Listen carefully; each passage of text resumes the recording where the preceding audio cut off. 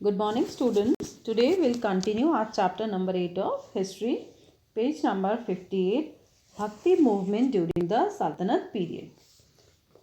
There arose during the Sultanate period another wave of Bhakti movement in North India, popularly known as Vaishnava Bhakti. It was different from the earlier South Indian Bhakti cult in many ways. कि during सल्तनत period bhakti movement जो था वो north India में arose हुआ, popularly known as Vaishnava bhakti, और जो north Indian में अरोज हुआ that was the Vaishnava bhakti. It was different from the earlier south Indian bhakti movement. ये साउथ इंडियन जो भक्ति मूवमेंट था उससे बिल्कुल डिफरेंट था in many ways. Now Ramananda was most prominent scholar saint in the Vaishnava bhakti in northern during this period. He belonged to the late 14th and the early 15th century. He lived in South India in the early part of his life but later settled in Banaras. He is considered to be the link between the South Indian Bhakti tradition and the North Indian Vaishnava Bhakti. Now in this paragraph we are reading about Ramananda. Ramananda जो थे एक most important Vaishnava भक्ति Saint थे जिन्होंने north India में भक्ति जो movement था वैष्णवा भक्ति को इंट्रोड्यूस किया. He was firstly belong to South India period. वो पहले साउथ इंडिया से बिलोंग करते थे but early he shifted to Banaras. लेकिन बाद में वो लेटर ऑन अपने सेटल हो गए बनारस में. He considered the link between, हम ऐसा मानते हैं कि जो रामानंदा थे वो एक लिंक थे between the south Indian bhakti movement and the north Indian bhakti movement को लिंक करने में, जोड़ने में उन्होंने बहुत इंपॉर्टेंट रोल प्ले किया. In north India however the Vaishnava bhakti cult acquired a more popular base only in the Mughal period. Tulsidasa campaigned the cause of the Rama Bhakti while Surdasa, Mirabai and others popularized Krishna Bhakti. Now in north India the Vaishnava bhakti cult, जो north India में Vaishnava bhakti cult था, cult means होता है group of people जो एक विशेष God को believe करते हैं, तो मुगल पीरियड में ज़्यादा पॉपुलराइज हुआ. तुलसीदास जो थे उन्होंने कैंपेन किया यानी समर्थन किया किस चीज़ का, राम भक्ति का. वाइल सूरदास एंड मीराबाई जो थे उन्होंने पॉपुलराइज किया कृष्ण भक्ति को. Next we are reading about Ramanuja. Ramanuja was the earliest proponent of the Bhakti cult in South India. He drew the teaching from the Upanishada and the Bhagavad Gita. He taught in the language of the common people and soon a number of people became his followers. Now the next Bhakti saint we are talking about is Ramanuja. Ramanuja अगले भक्ति Saint हैं जिनके बारे में हम पढ़ रहे हैं. He belonged from South India.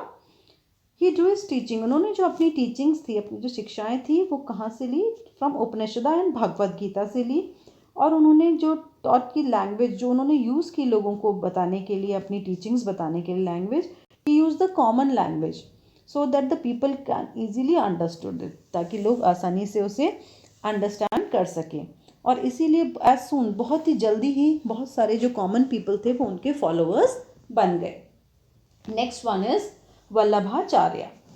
Vallabhacharya, a Telugu Brahmin, became an important saint in Bhakti movement in the state of Gujarat. In many significant ways, the Vaishnava Bhakti in the Bengal was different from its North Indian counterpart and the older Southern Indian Bhakti movement.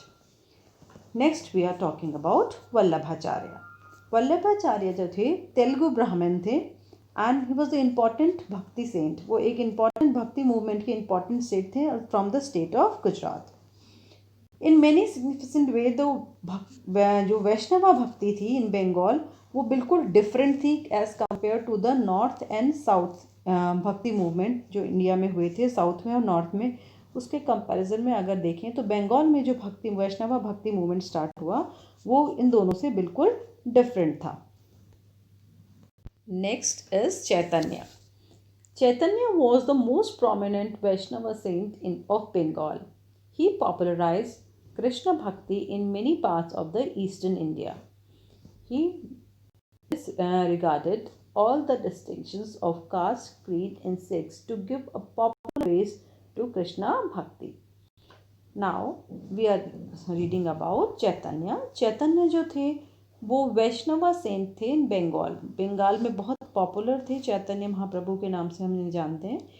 उन्होंने popularise किया कृष्णा भक्ति को in many part of eastern India. Eastern India के बहुत सारे जो areas थे उन्होंने वहाँ पे कृष्णा भक्ति को पॉपुलराइज किया। उन्होंने टोटली डिसरिगार्ड किया किस चीज़ को, कास्ट, क्रीड, हम जैसी जाति के नाम पे, धर्म के नाम पर या किसी लिंग के आधार पर हम किसी के साथ भेदभाव करते हैं, तो उन्होंने उसको कम्प्लीटली डिसरिगार्ड किया और अ पॉपुलर बेस तैयार किया उन्होंने कृष्णा भक्ति के लिए। His followers belong from all caste and communities. One of his most favorite disciple was Haridas, who was a Muslim. कि उनके जो कृष्ण भक्ति उनके जो फॉलोअर्स थे चैतन्य महाप्रभु के, वो ऑल कास्ट, सभी कास्ट से या पूरी किसी भी कम्युनिटी के हो सकते थे। और उनके एक फेवरेट जो डिसाइपल हैं, फेवरेट शिष्य हैं, वो हरिदास हैं, हु वॉज अ मुस्लिम, जो एक मुस्लिम थे। He popularised the practice of Sankirtan or group devotional singing accompanied by the ecstatic dancing. कि चैतन्य महाप्रभु ने एक पॉपुलराइज किया एक वे जिसे नाम दिया उन्होंने संकीर्तन। संकीर्तन का मीन्स क्या है कि ग्रुप डिवोशन, एक ग्रुप में लोग खड़े होते हैं और डिवोशनल सॉन्ग गाते हैं, भक्ति गीत गाते हैं, सिंगिंग करते हैं, विद डांस करते हुए भगवान के भजनों को गाना, गीत गाना, उसको नाम दिया गया संकीर्तन। Chaitanya's movement, however, had a great impact on Bengali society. His disregard of caste distinctions and the sphere of devotional singing promoted a sense of equality in Bengali life. कि चैतन्य महाप्रभु ने जो मूवमेंट चलाया, जो उसका बहुत बड़ा ग्रेट इम्पैक्ट, बहुत बड़ा प्रभाव पड़ा बंगाली समाज पर। जो ही डिस्कार्डेड, उन्होंने पूरी तरह से डिस्कार्ड किया, मना किया कास्ट सिस्टम को, कि जो जाति के नाम पे डिफरेंसेस थे उन्होंने उस सारी चीज़ों को बिल्कुल कम्प्लीटली मना किया। उनकी डिवोशनल सिंगिंग को प्रमोट किया उन्होंने, कि डिवोशनल होता है, हम पूरी तरह से भक्ति गीत जो थे उनको प्रमोट किया इन इक्वालिटी इन बंगाली लाइफ, कि बंगाल में जो उन्होंने पूरी तरह से समानता स्थापित की और डिवोशनल सिंगिंग को प्रमोट किया। इन Bengal in Puri of Orissa, his movement became popular. In these places, his followers were not always scholar Brahmin, but also included common people. कि न केवल बंगाल में बल्कि उड़ीसा में भी उनका जो मूवमेंट था वो पॉपुलर हुआ। एंड उनके जो फॉलोअर्स थे दे ऑलवेज न केवल ब्राह्मण थे, उनके जो फॉलोअर्स न केवल ब्राह्मण थे बल्कि वो कॉमन पीपल भी उसमें शामिल थे। They wrote in Bengali, propagated his bhakti and looked upon Chaitanya as a living Krishna or a Radha Krishna in one body. They wrote in Bengali, कि जो उन्होंने बंगाली में लिखा है, and propagate his भक्ति, और अपनी भक्ति को उन्होंने प्रचार किया, उन्होंने भक्ति का प्रसार किया। एंड जो कुछ लोग हैं जो है चैतन्य एज अ लिविंग कृष्णा, कुछ लोग चैतन्य भगवान को एक गॉड के रूप में मानते हैं कि वो एक कृष्ण के अवतार हैं, और या फिर कुछ लोगों का मानना है कि राधा और कृष्ण दोनों एक ही उनकी बॉडी में समाहित हैं। लाइक अदर वैष्णवा भक्ति movement, the Maharashtra Bhakti tradition drew its basic inspiration from Bhagavad Puran. In addition, however, it was also influenced कि later जो वैष्णवा भक्ति मूवमेंट था, it also started in Maharashtra, वो महाराष्ट्र में भी फैला, महाराष्ट्र में स्टार्ट हुआ। महाराष्ट्र में जो ट्रेडिशन था, उनकी जो बेसिक इंस्पिरेशन थी वो भागवत पुराण से ली गई। In addition, however, it were also influenced by the Shivanathpanthis, who were quite popular in the lower classes of the Maharashtrian society during the 11th and 12th century and composed their verses in Marathi. In addition, it was also influenced, जो मराठी भक्ति movement था वो influence था, प्रभावित था किससे? शिवनाथपंथी से। शिवनाथपंथी जो थे वो मोस्टली पॉपुलर थे लोअर क्लासेस के बीच में। महाराष्ट्र में की जो सोसाइटी थी during 11th to 12th century, and compose their verses in Marathi, और उसमें जो शिवनाथपंथीज थे उन्होंने अपनी जो वर्सेस, अपनी जो पोएट्रीज लिखी वो मोस्टली मराठी लैंग्वेज में लिखी। Gyaneshwara was the pioneer Bhakti saint in Maharashtra. He wrote an extensive commentary on the Bhagavad Gita, popularly called Gyaneshwari. This was one of the earliest work of Marathi literature and served as the foundation of Bhakti ideology in Maharashtra.